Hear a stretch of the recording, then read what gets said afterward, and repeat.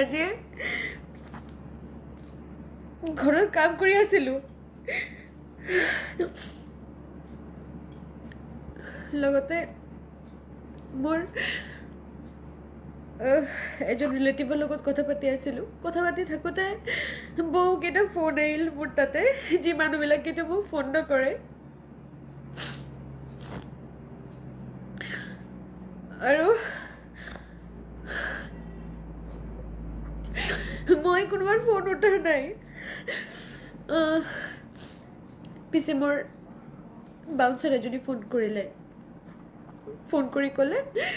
বা কি কৰি আছা মই ক'লো কাম কৰি আছো কোৱা মোক কৈ আছে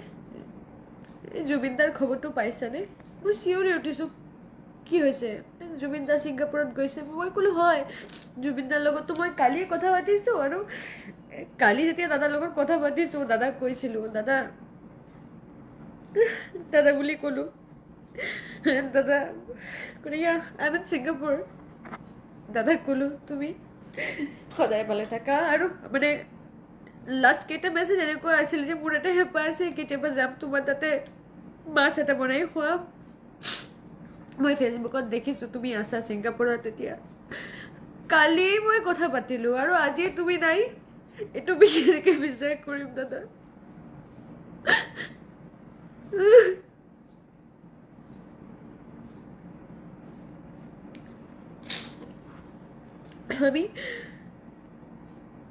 আমি সবসময় ভয়ে ভয়ে থাকতাম যে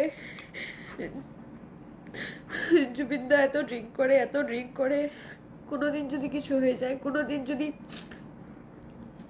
হার্ট অ্যাটাক করে কোনোদিন যদি কোনো রকম শারীরিক সমস্যা হয় বা কোনোদিন যদি ঘুম থেকে উঠে হঠাৎ করে শুনি জুবিন দা নেই আমি তো সেটা নিতে পারবো না আমি পরশুদিনও আমার মা এসছে বাড়িতে মার সাথে এগুলো আলোচনা করছিলাম কিন্তু আমি কখনো ভাবতেই পারিনি যে জুবিনদার কপালে অকাল মৃত্যু লেখা ছিল মানে কেতিয়াবা আমার জুবিনদার অকাল মৃত্যু হবো আমি ভবা নাছিলো ভগবান করক খবরটো মিছা হোক